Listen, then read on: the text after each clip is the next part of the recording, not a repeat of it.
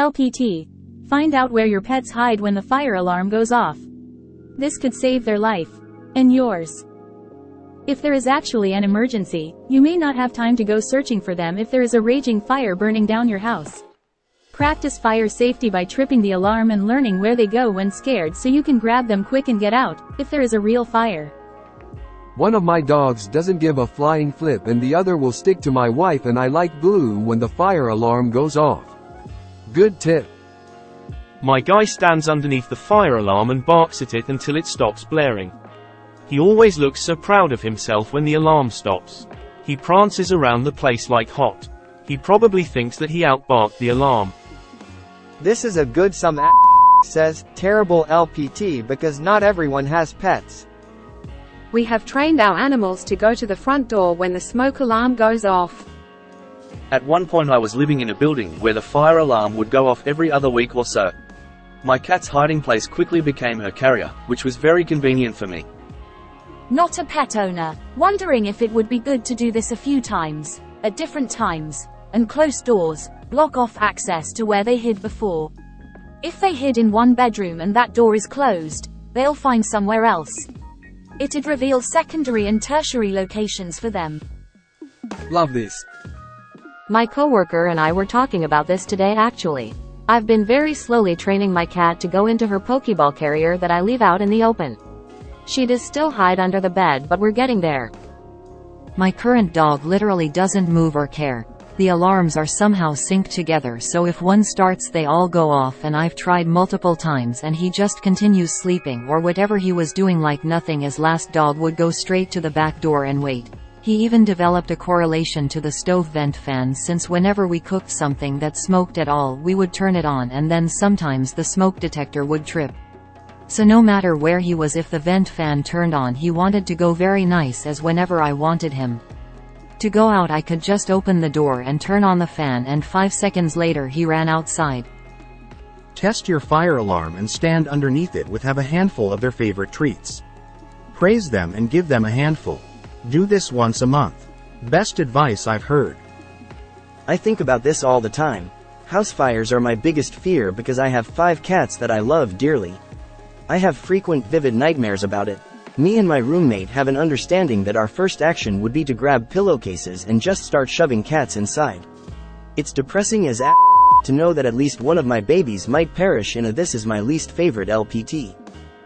And my answer is inside my assholes, and have burrowed into the back and bottom of my couch. Because they're assholes. Actual pro tip: don't stop for pets if there's a fire.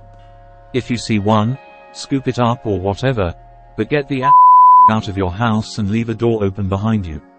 A pet with any sort of mobility at all will leave a structure fire. Most animals are, rightly, terrified of large. The American Red Cross. Never delay escape or endanger yourself or family to rescue a family. And please do not go looking for them.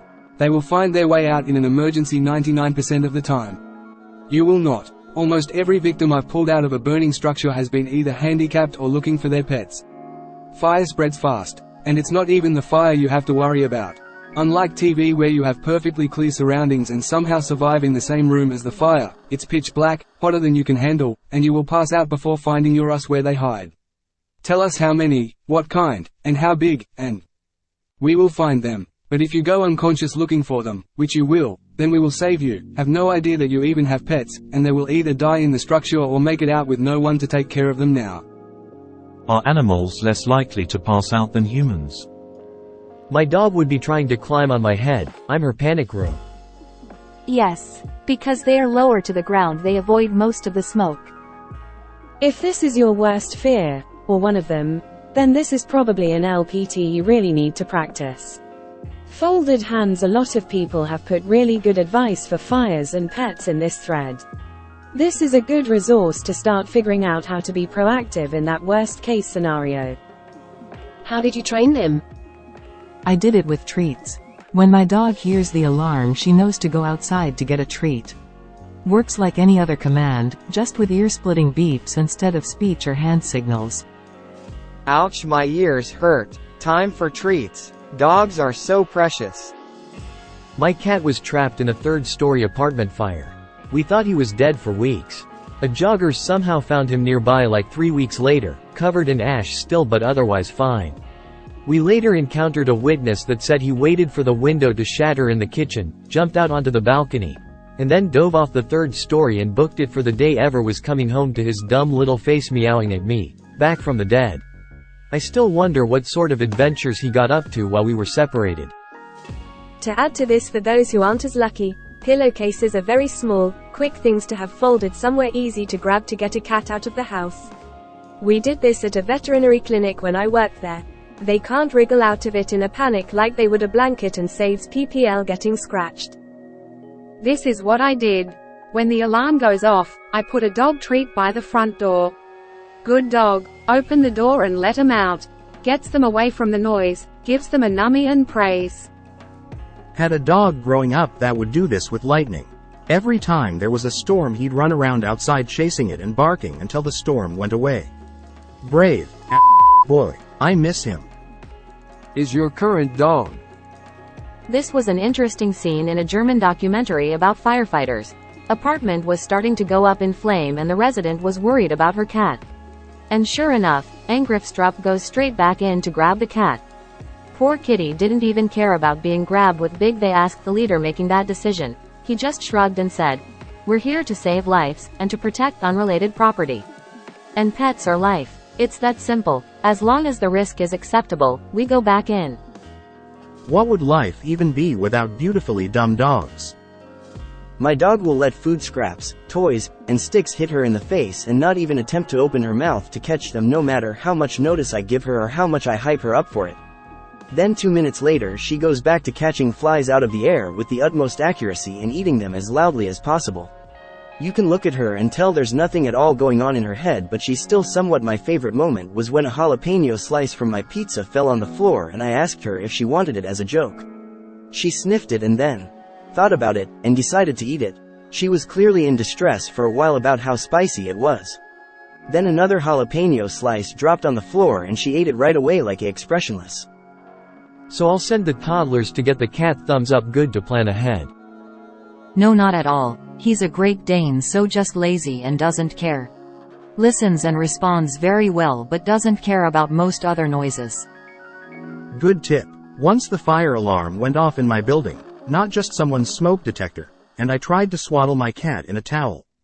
I got scratched pretty badly and ended up locking him in the bathroom.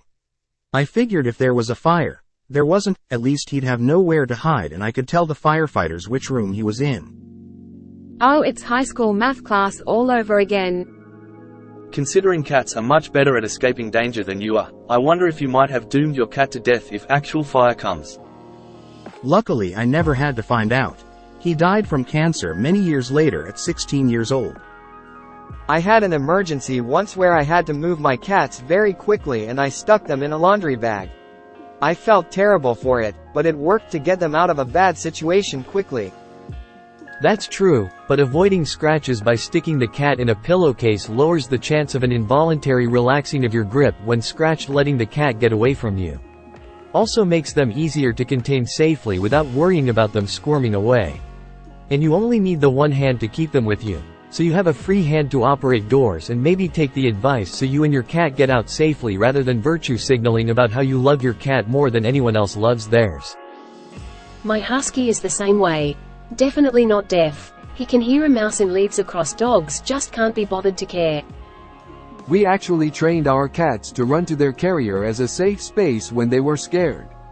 We use a different type of carrier to go to the vet and have special, safe, carriers sort of like a dog's crate.